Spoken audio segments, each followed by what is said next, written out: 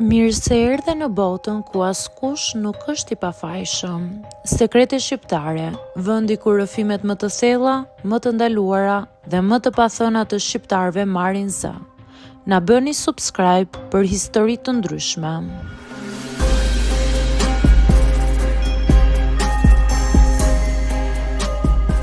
Fjeta në krevatin ku vdiq gjyshi dhe u shokova me atë që më ndodhi. Unë quhem Jonida, jam 24 vjeçe dhe nuk e kam harruar kurrë atë natë.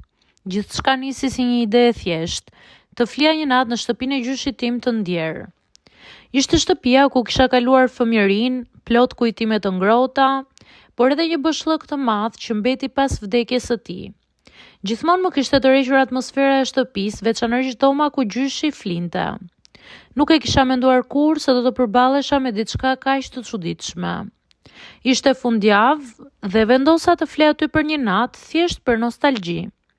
Mora organin dhe disa batanie, hyra në dhomën e gjyshit dhe u ula në krevatin e tij. Ishte i madh dhe i ngrohtë ashtu si e mbaja mend.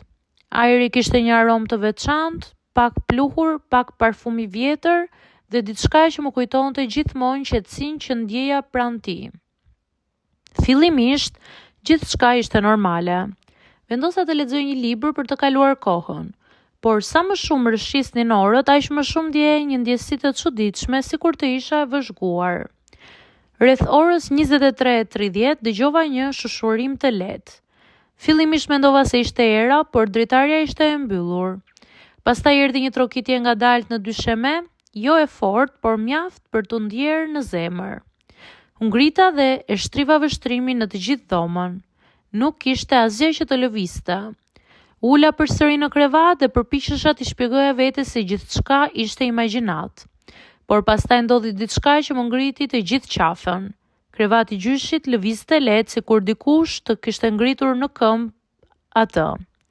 Fillova të ndjej një prani të fortë pranë meje, një lloj peshe mbi shpatulla.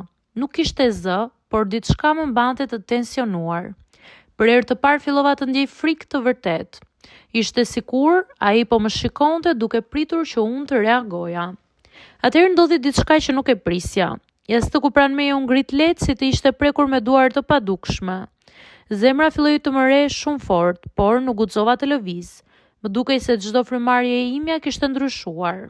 Diçka po përpiqej të komunikonte me mua, por unë nuk po e kuptoja. Pa pritmas në errësirë, pash një siluetë të njomë pranë krevatit. Ishte e qartë, por fytyra, forma dhe sjellja ishin të njohura. Ishte gjyshi im. Nuk kisha frikë, por një dhimbje e madhe nostalgjie më mbushi shpirtin. Ai nuk foli, po shtrëngoi dorën time, edhe pse unë e dija se nuk kishte duar të vërteta. Një ndjesi e ngrohtë dhe e sigurt më mbuloi menjëherë. Dhe pastaj zëri i tij u bë i qartë në mendjen time. Jonida, mos haro të jetosh çdo moment. Jam gjithmonë këtu. Isha e shokuar, nuk e prisja që të ndjeja diçka kaq reale. Nuk kishte ndonjë ëndër apo fantazi, ishte sikur vetë gjyshi po më përqafonte nga një tjetër botë. U zgjova në mëngjes me lot në faqe dhe zemrën që më rrinte fort. Krevati ishte sërish i qetë, asgjë nuk lëvizte. Nuk kishte siluet, nuk kishte duar, vetëm aroma dhe qetësia që më kujtonte gjithmonë gjyshin. Nuk e kam harruar kurrë atë moment, që atë natë kam ndryshuar. Fillova të vlerësoj më shumë çdo ditë, çdo moment me familjen dhe miqt. Mësova se ndonjëherë ato që duken si frikë ose ngjarje të çuditshme janë thjesht mënyra që dashuria e shpirtit dëshiron të tregojë diçka që ne e kemi harruar.